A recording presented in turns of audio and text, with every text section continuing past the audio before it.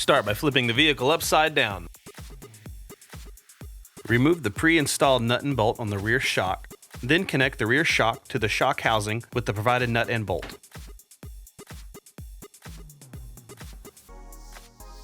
Removing the shock dust cover is optional.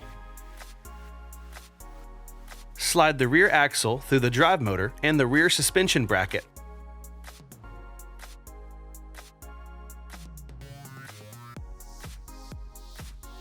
Slide each rear wheel over the rear axle and then secure with washer and lock nut. Once both rear wheels are finger tight, tighten both rear lock nuts simultaneously.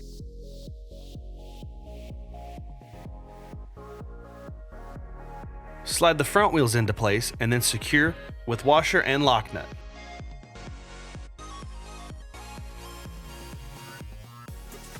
Connect the remaining battery lead. Connect the steering wheel cable, then slide the steering wheel onto the steering rod and secure with the provided nut and bolt.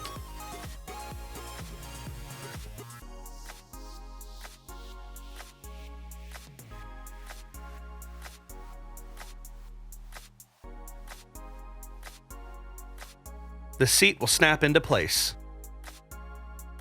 Each roll bar piece will snap into place as well. Pop the hubcaps into place, ensuring that the tabs on the hubcap snap into the wheel. To pair the vehicle, hold the car select button down until the remote lights flash. Once the lights are flashing, release the car select button and power on the vehicle.